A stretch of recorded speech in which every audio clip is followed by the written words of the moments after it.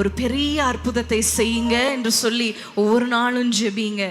மூன்றாவதாக ஆண்டவருடைய ஆசீர்வாதம் என்று பார்க்கும் பொழுது உபாகமம் 28 அதிகாரம் 5 நம்ம வாசிக்கலாமா? உபாகமம் 28:5. உன் கூடையும் மா பிசைகிற உன் தொட்டியும் ஆசீர்வதிக்கப்பட்டிருக்கும். உன் கூடையும் மா பிசைகிற உன் தொட்டியும் ஆசீர்வதிக்கப்பட்டிருக்கும். ஹல்லேலூயா. கூடையும் மா பிசைகிற தொட்டி என்று சொல்லும் பொழுது கூடை என்பது எதற்கடையாளமாக இருக்கிறதுனால தானியத்தை எல்லாம் சேகரித்து வைக்கிற அந்த ஸ்டோரில் வைக்கிற அந்த காரியம் கூடையை குறிக்கிறது. பான்ஸ் என்று சொல்லுவாங்க இல்லையா, அந்த தானியங்கள் எல்லாவற்றையும் சேகரித்து வைக்கிறது. இன்றைக்கு நம்முடைய கூடை என்னது? நம்முடைய பேங்க் பேலன்ஸ். ஹல்லேலூயா. ஆண்டவர் சொல்லுகிறார், உன் கூடையும் மா பிசைகிற உன் தொட்டியும் ஹல்லேலூயா ஆசீர்வதிக்கப்பட்டிருக்கும். ஹல்லேலூயா. நம்முடைய ஆகாரம், ஒரு நாளும் நம்ம ஆகாரத்துக்கு குறை வைக்காம ஆண்டவர் நம்மை ஆசீர்வதிக்கணும். ஒரு பொருளாதார ஆசீர்வாதத்துக்குள்ளாக நம் வீட்டை ஆண்டவர் கொண்டு வருவாராக. ஹல்லேலூயா. ஆண்டவர் மார்க்ல நம்ம வாசிக்கிறோம் இல்லையா, ஆண்டவர் அந்த 2 மீன்களையும் 5 அப்பங்களையும் எடுத்து அவர் ஆசீர்வதித்து கொடுக்கிறார். அது பல்லாயிரக்கணக்கான மக்களுக்கு கொடுக்கிறாங்க. அது மாத்திரமல்ல, 12 கூடைகள் நிறைய அவங்க மீதம் எடுக்கிறாங்க. இன்றைக்கு நம்மளுக்கு ஒரு நிரம்பி வழிகிற ஆசீர்வாதம். ஹல்லேலூயா. ஹல்லேலூயா. ஒரு கஷ்டப்பட்டு கொஞ்சம் இதுக்கு அதுக்கு கடைசியில் மாதம் கடைசியில் ஒன்றுமே இல்லை, அப்படி அட்ஜஸ்ட் பண்ணி வாழ்கிற வாழ்க்கை போதும். ஆண்டவரே, எங்களுக்கு ஒரு நிரம்பி வழிகிற ஆசீர்வாதத்தை தாங்க. ஹல்லேலூயா. ஒரு முறை ஒரு போதகர் எங்கள் அப்பா அம்மா எங்களுக்கெல்லாம் ஒரு குடும்பமாக நாங்கள் ஜெபிக்க போயிருந்தோம். அவர் ஒரு வார்த்தையை சொல்லி ஜெபித்தார். பாருங்களேன், என்ன வார்த்தை தெரியுமா? தேவை என்றால் என்னன்னே தெரியாத அளவுக்கு ஆசீர்வதிங்க. ஹல்லேலூயா. தேவைன்னா என்னன்னே தெரியாது. அதாவது ஐயோ இதுக்கு தேவையே, ஐயோ இது கட்டணுமே, ஐயோ பணம் இல்லையே, ஐயோ இது தேவையே, அப்படிப்பட்ட வார்த்தையே வரக்கூடாது. ஹல்லேலூயா.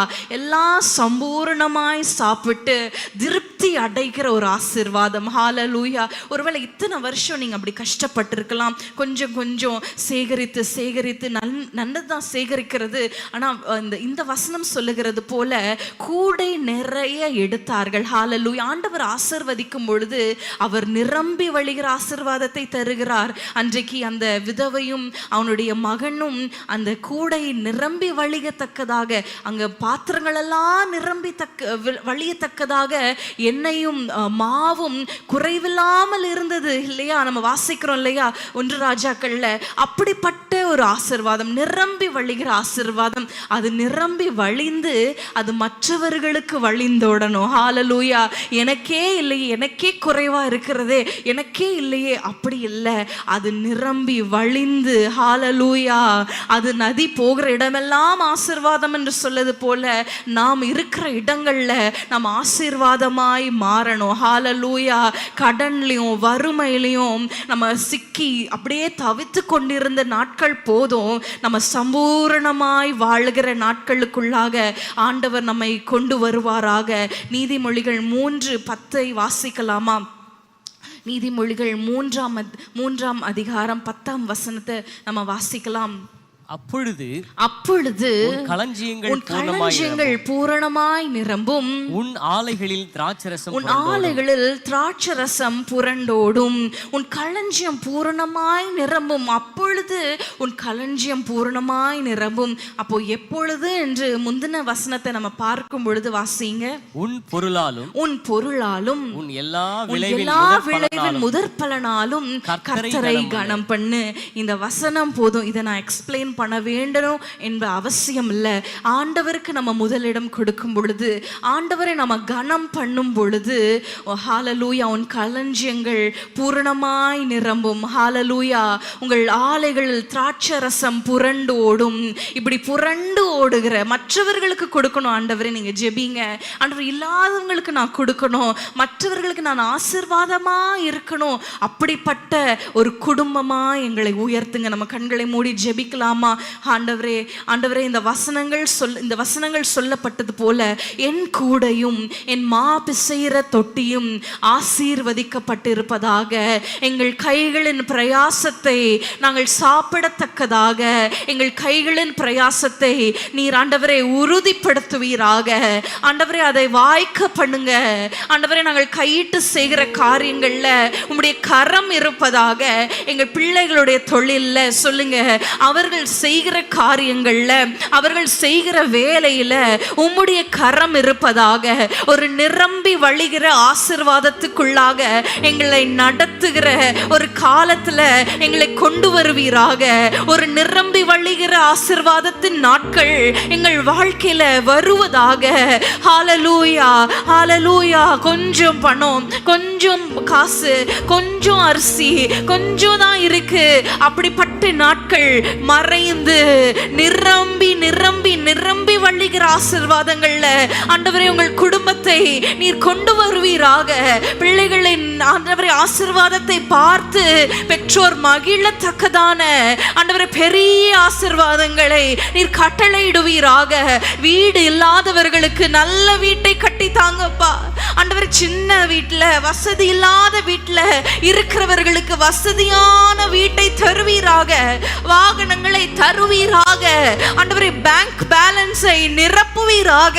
எந்த பேங்க் பேலன்ஸ் எல்லாம் ஜீரோவா இருக்குதோ, நில் பேலன்ஸ் இருக்குதோ, ஆண்டவரே நீர் அதை ஆண்டவரே நிரம்பி வழிய செய்வீராக. வாசல்களை திறந்து தருவீராக. ஒரு கடன் இல்லாத வாழ்க்கை சொல்லுங்க, கடன் இல்லாத வாழ்க்கை, கடன் இல்லாத வாழ்க்கை. நீயோ கடன் வாங்காது இருப்பாய். ஹல்லேலூயா. நீ கடன் கொடுக்கிற ஒரு வாழ்க்கை, நான் தலையாயிருக்கிற வாழ்க்கை, நான் நிமிர்ந்து நடக்கிற ஒரு வாழ்க்கையை எனக்கு தருவீராக. ஜெபிங்க. ஆண்டவரே, கடன் இல்லாமல் நான் வாழணும், கடன் இல்லாமல் வீட்டை கட்டணும், கடன் இல்லாமல் திருமணத்தை நான் செய்யணும். இப்படி எல்லாம் நீங்க ஜெபிங்க. ஆண்டவரே, ஆண்டவரே, காரியங்களை வாய்க்க பண்ணுவீராக. கடன் இல்லாமல் நடத்துவீராக. ஆசீர்வதிப்பீராக. இயேசுவின் நாமத்தில் பிதாவே, ஆமென்.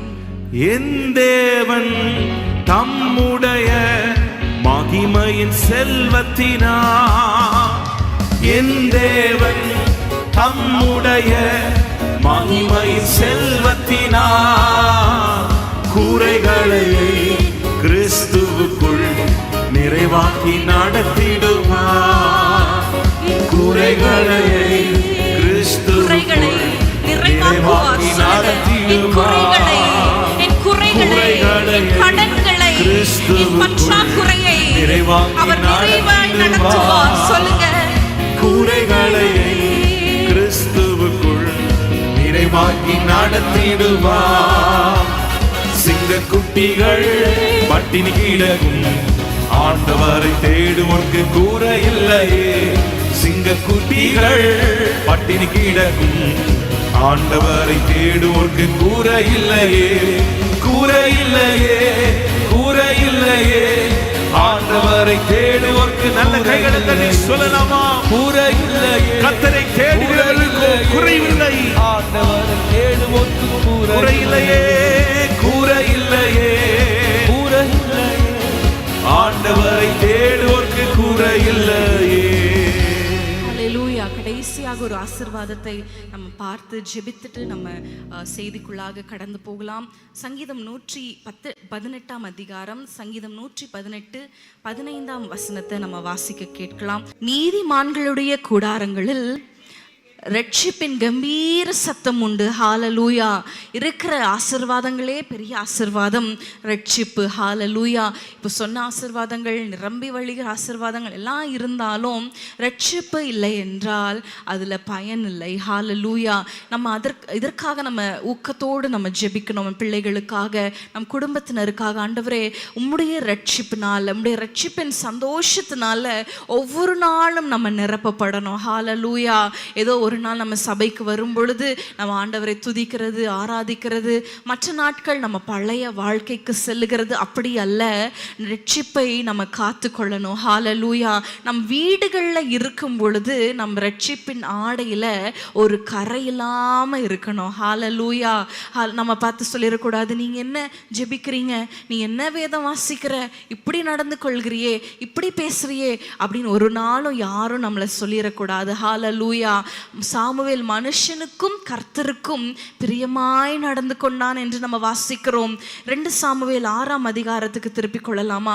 2 சாமுவேல் 6ஆம் அதிகாரம் 11ஆம் வசனத்தை நம்ம வாசிக்கலாம். 2 சாமுவேல் 6:11, பக்கம் 391.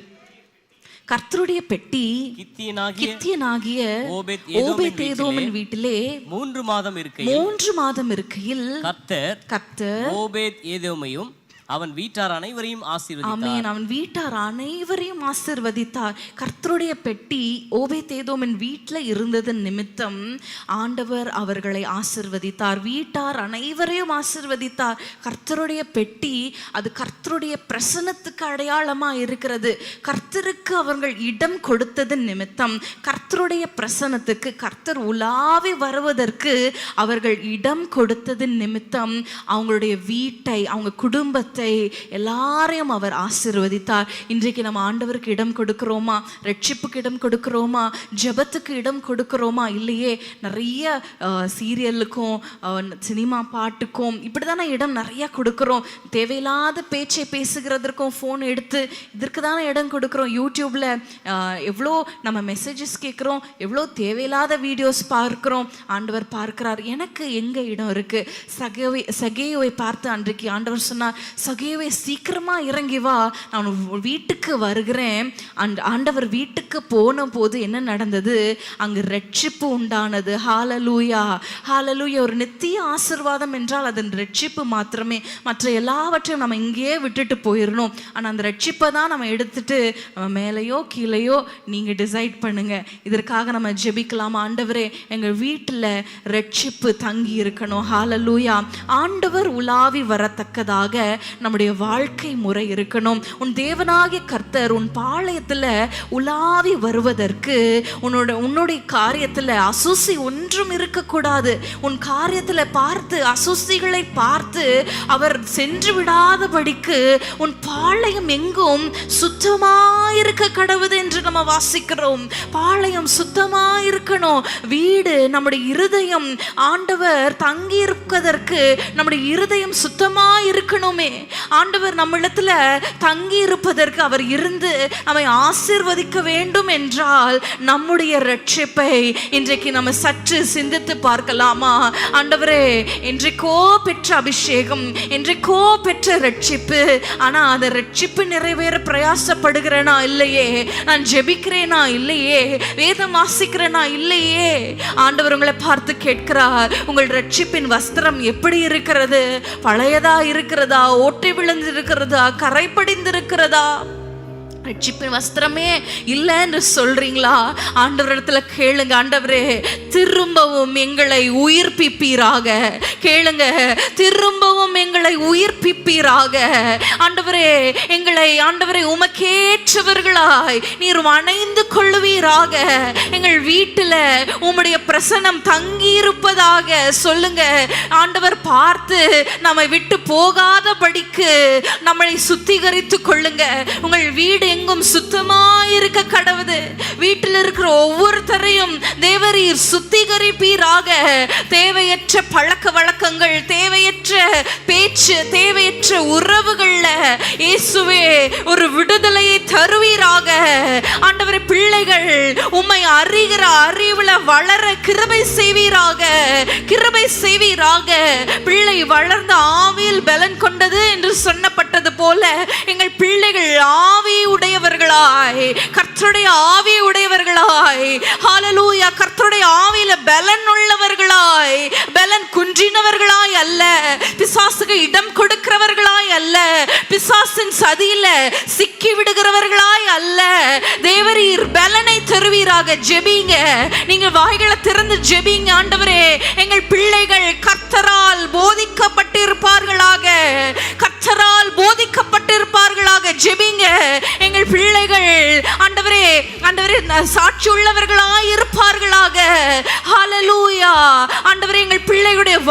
ஆவியில தேவையற்ற நபர்கள் உள்ள வரக்கூடாது. தேவையற்ற உறவுகள்ல ஆண்டவரே அவங்க மாட்டிக்கொள்ளக்கூடாது. ஒருவேளை அப்படிப்பட்ட காரியங்கள் அவங்க சிக்கி இருந்தா தேவரீர் அவர்களை விடுவிப்பீராக. ரட்சிப்பின் வஸ்திரத்தை தரித்து ஆண்டவரே அவர்களை தகுதிப்படுத்துங்கப்பா. ஆண்டவருடைய நாள் வரப்போகிறதே, ஆண்டவருடைய நாள் வரப்போகிறது ஆண்டவரே. அதில் நாங்களும் என் பிள்ளைகளும் எங்கள் குடும்பத்தினரும் காணப்படணுமே ஆண்டவரே. எங்களை ஆயத்தப்படுத்துங்க, எங்களை தகுதிப்படுத்துவீராக. ரட்சிப்பை காத்துக்கொள்ள நித்தமும் தினந்தோறும் ஒவ்வொரு நாளும் ஒவ்வொரு நிமிடமும் காத்துக்கொள்ள எங்களுக்கு கிருபையை தருவீராக. ஆவியில பலன் உள்ளவர்களாய் மாற்றுவீராக. எங்களை தாழ்த்தி ஒப்பு கொடுக்கிறோம் இயேசுவின் நாமத்தில் பிதாவே, ஆமென்.